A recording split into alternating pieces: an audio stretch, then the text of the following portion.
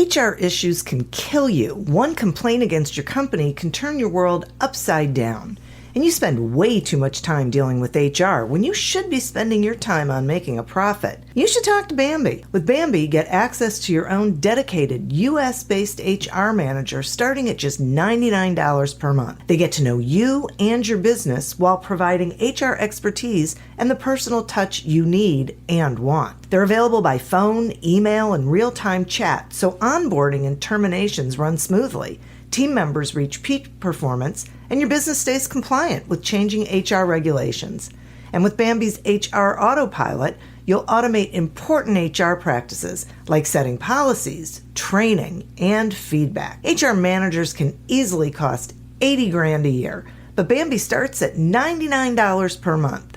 Schedule your free conversation today to see how much Bambi can take off your plate. Go to Bambi.com right now and type in Accelerate under podcast when you sign up. It'll really help the show. Spelled BAM, BEE.com. Bambi.com. Type in Accelerate. Welcome to Accelerate Your Business Growth, where we're exploring all sorts of business topics. Experts from around the world join me, your host, Diane Helbig, for a conversation where they share their expertise with all of you. Take what you need when you need it. Featured on Inc.com, Forbes, and MSNBC's Your Business, this podcast is recognized as one of the best podcasts for small business, sales, leadership, social media, and more. When it comes to business, Accelerate Your Business Growth has got it covered. And now on with the show. My guest today is Melissa Morris. As the founder of Agency Authority, a project management and operations consultancy for agency owners, Melissa uses her 10 years agency experience to help business owners maximize their team, increase their productivity, and grow their profits. Firmly committed to breaking the long hours and bad pay stigma, she and her team help business owners and their team members do the work they love without sacrificing client satisfaction, the bottom line, or their own sanity. Thanks so much for being here today, Melissa. Hi, Diane. I'm happy to be here.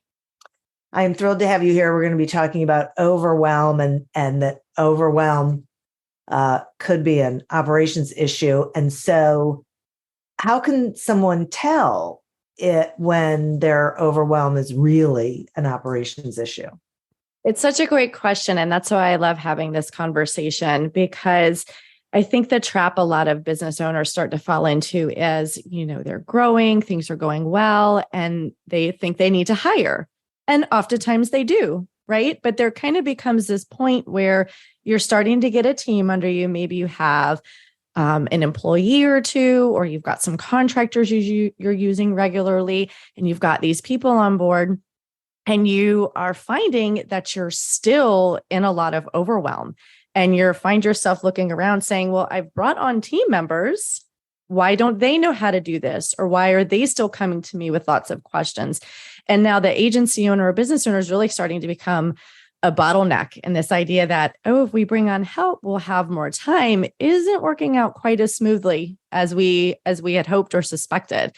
And so if you're looking around thinking that or feeling that, and looking at your team and wondering where the accountability is, struggling to get a high level view of what's going on in the business, you're struggling with managing capacity and resources, my guess is there's probably some ops things that are going on. Okay, this is so great. I just watched some CEO on Twitter calling everyone back to the office, but complaining that there were people who were remote workers who had evidence had not cracked open a laptop in 30 days. Mm. And I'm listening to this guy and I'm thinking to myself, how did it go 30 days without you realizing that apparently these people weren't working if they were working remotely, Right. Yes. So, that feels like some process or some step is missing in there, whether they're remote or not, that is showing that it's not necessarily how many people you have, it's what those people are doing. Would that be an operations sort of thing? Yes, absolutely. And I love that that was your takeaway from that, because I think a lot of people would have been like, shame on them for not working for 30 days. And yes, shame on them. Absolutely. But also shame on you. Like like you said, how did you go 30 days and you were, disconnected in that way? And yes, that's exactly how operations missteps can start to show up, is you have this growing disconnect between what's happening with the team, what's happening with the clients. So you start, when you bring on team and clients, you may find yourself where you're doing like a lot of one-on-one meetings. You're having to go back and check a lot. You're checking in with the team a lot. They're coming to you with lots of questions.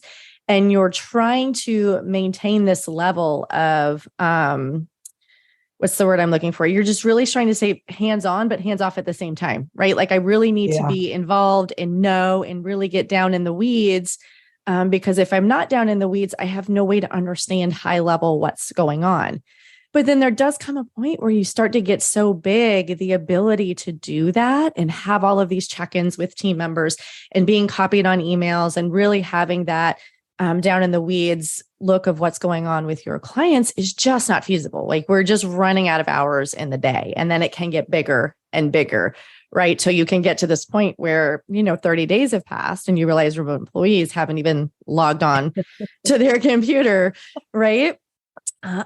So, making sure you're building in checkpoints, and that can look like layers in your org chart, right? That would have me wondering, who was the person in between the CEO and these remote employees who are not logging in? Where was that manager? Where was that management piece? Because there should be somebody in between the owner and the employees and team members at that point. Yeah. And then number two, why does this owner not have dashboards built in, or checkpoints and things that are letting them know at quick glances or within quick conversations what is going on at that high level within the business? Right. Okay. So talk some about the relationship between operations and profitability. There is a big connection between operations and profitability. And I think sometimes people can almost think of operations and workflows and SOPs a bit like insurance, like, oh, I may need it one day, or, but it's not really going to impact the day-to-day life, right? Like, oh, I'm going to need that SOP if I need a new employee or somebody leaves. But other than that, when do I really need these things? And I think it's quite the opposite. Like your operations is such a core piece of a successful business, and it is very closely tied to profitability, because when your operations are not in line, what you are missing is something we've already touched on a little bit, is that ability to properly manage resources and capacity. So you may be understaffed, you may be overstaffed, you may have projects where you're inundated with a lot of intense, hard deadlines, then have periods where there's not a lot of heavy work or a lot of deadlines, and you're kind of looking around a little bit, wondering why no one's as busy as you think they should be.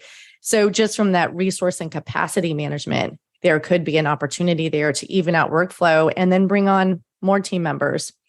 That productivity that we talk about, when all of your team members are very, very clear on what they should be doing, what their milestones are within a project, those benchmarks or KPIs that they should be hitting, productivity is naturally going to increase. When we're not spending a lot of time sending Slack messages, sending emails back and forth, going back and using that handy dandy search button in our inbox to find what the client said, what the team member said, that's all wasted time. And when you can start to strip all of that out, what you find is a lot of increased productivity, not only because you have more time on your hands, but we're focused, right? How many times have we seen that email ding go off and now we're distracted, or we're searching for something else in our inbox and it reminds us of that other thing that we were supposed to do and supposed to work on.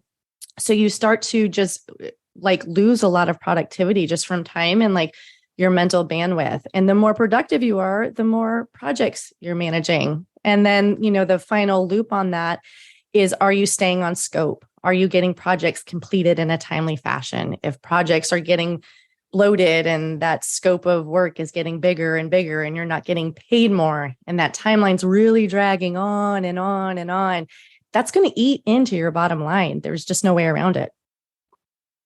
I see. Okay, so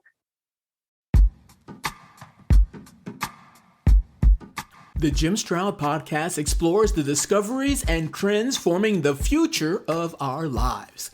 Brain-to-brain communication, robot bosses, microchip implants for workers, and artificial intelligence replacing human workers are all happening now.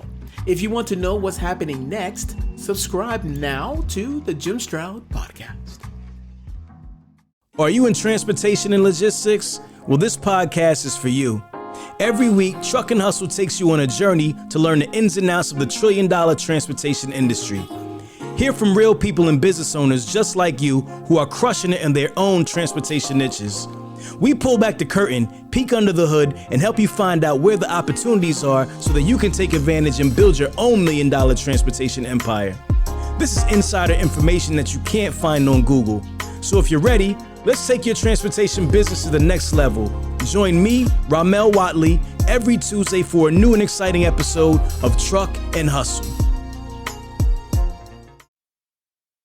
then let's talk some about project management, because that's really what we're, for the most part, we're talking about. Like, the whole company could be a project that you're managing, but then within it, there are going to be projects, and there's an awful lot of tools out there that that an organization or a company can use.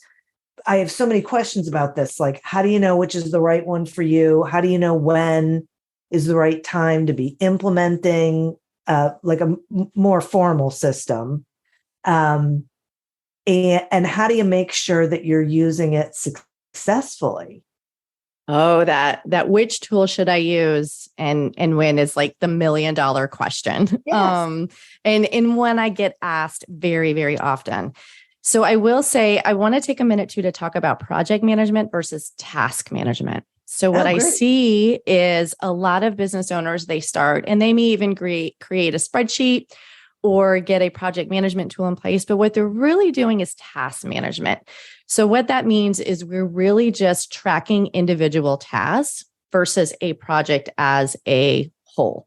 So for example, maybe we're building a website. We have the copy, we have the design, we have some back end work that needs to happen. There are these different buckets of work that needs to happen.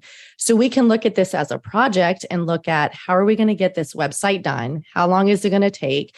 And what are those key benchmarks we need to hit to make sure we finish this thing on time? Or we can start looking at it where it's like, okay, you go write the copy for the homepage. You go ask the client if they've got that photo yet. You go check on this.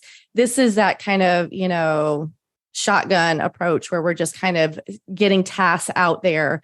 And that's the task management approach. That leaves you spinning your wheels. That leaves the door open for deadlines really dragging on, timelines. Again, that scope where it's just kind of getting bigger and more bloated, versus really tracking and say, we're going to have copy done in 2 weeks.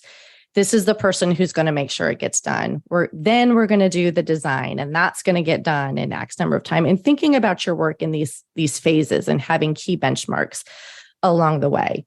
So the first step is to get yourself project managing. And that comes from creating workflows. Like I talked about, the workflow is where you're going to identify like the key phases of your work, what happens in each one. And when we want that phase of work completed, we want copy completed within 2 weeks. This is a phase. This is a chunk of work. And we've got a handle now on what that's supposed to look like. So that's always step number one. Then once we can start to identify it, then it's time to look at the tool that would support those workflows. And so I definitely have some favorite tools that I look to, and there's some common ones out there. I would say a lot of the project management tools people are using, like ClickUp, Monday.com, Asana. These three are usually pretty common ones people get drawn to. but there are some differences between them. And so knowing what's important to you could dictate which of these tools would better serve you. So I think a great example is Monday.com doesn't really have like a recurring due date feature. So if recurring due dates are really important to you, like I've seen this with some of my bookkeepers, right? Like payroll needs to be run every 2 weeks. We need that due date, right? Like we can kind of count on this. A recurring due date is a really important functionality for them. Yeah. And then to get yourself entrenched in a tool that doesn't have a very robust due date, recurring due date functionality, you're probably going to find yourself pretty frustrated. So really knowing what are some key things that are important to you and your business will help guide you in determining the best tool for you.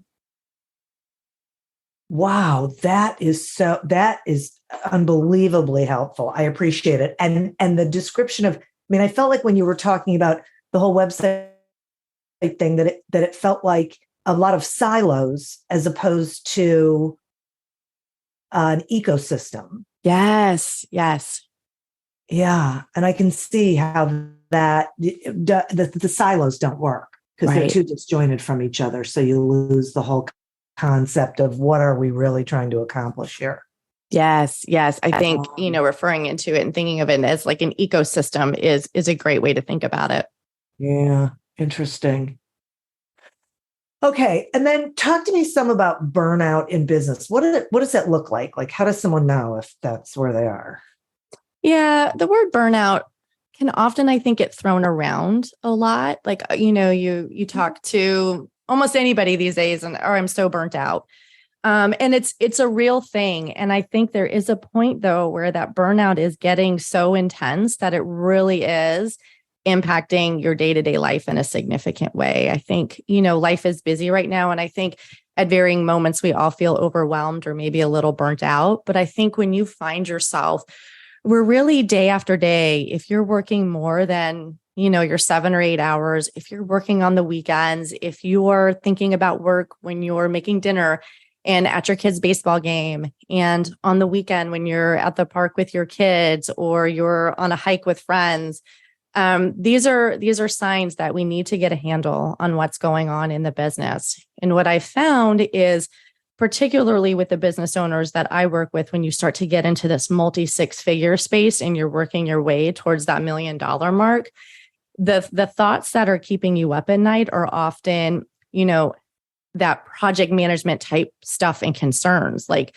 how do I get more team? How do I get myself out of the client work? How are we getting these things done? How do I increase profitability? And you're left kind of like swirling and trying to solve these problems. And a lot of those problems can be solved through getting your operations in check. Okay. Boy, it just keeps coming back to operations. It does. Yeah, it really is.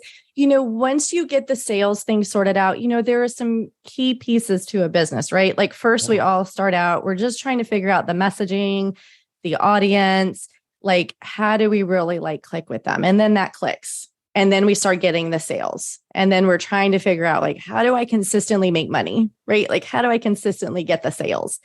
And then once you do that, like operations really needs to be a key next step because that's what makes growing your team easier. That's what makes, your profitability and KPIs. So you're avoiding that burnout easier. Like that really starts to become the layer that you need to focus on. Is there some sort of like trigger that points out, okay, wait, we need to be automating operations as opposed to hiring right now? Is there some, I hear what you're saying about when you get to this point where it sounds to me like, sales isn't the issue. You've got plenty of work and plenty of pipeline, but you're hitting a tipping point. But are there signs? There are a few things that I often hear. One, the business owner is just straight running out of time. And they know that the demand is there. that they could bring on more clients, but internally is where the struggle is happening, right? It's not externally. It's not going out and finding them and bringing them to you. Although we all have moments, right? Where we're like, where did everybody go? But it's really more like internally, you're feeling capped by your ability to serve your clients or your team's ability to serve your clients. So if you're feeling that cap on, we don't really know how to serve more clients right now, and I don't, know that hiring another team members on the table right now, that's a time to consider your operations.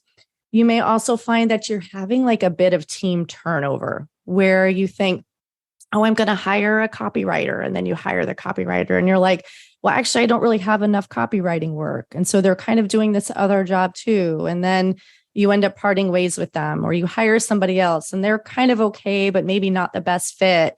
And so you may find yourself in a situation where you're trying to hire, but maybe you're not really clear on who the next best hire is, or you bring them in and there seems to be like a big disconnect and they're not really like seamlessly integrating into the business. These are also some clues to me that we need to take a peek at what's going on operationally and see if that's to blame. Yeah, boy, those are great examples. Those are great. I think people, I find a lot of business owners head to the hiring too soon because they think that's going to solve all their problems, and then realize that they, a lot of times they don't have procedures in writing, that they don't have structure to the how they do things. So they hire someone and that person comes in and just sort of flounders. Like they don't even have a way of onboarding them and getting them set up in their position and understanding what's expected of them. You're exactly right. And then everybody's really just left feeling frustrated. The new team member may even be very skilled and ready to tackle things. But when it's not really clear, that workflow, what they're supposed to be doing, there aren't like clear checkpoints or points for accountability, it makes it very, very difficult. And then the business owners left feeling confused, the team members left feeling confused, and then, they end up parting ways. Yeah. And, sometimes it's a bad hire. Sometimes it's just bad training and processes. Yeah. And then you're losing good people who could have really contributed. Right. Yeah. You're exactly right. Yeah. Boy. Interesting. This is so interesting. I mean, I personally love systems and structure. And so the whole thing about, getting your operations down, I love. It makes a ton of sense to me, I think. Let me ask you this question. Are there things that a business owner can do so they don't get to that point? Like, would you say, start creating your structure, start creating your processes and documenting things and getting all of that down so that when you get to that place where you're turning that 6-figure corner, you're ready? Or is that unrealistic of me? So I think it definitely starts to happen when you start getting kind of across that 6 figures and really getting into that multi-6 figure where they really start to feel the pinch. And here's why.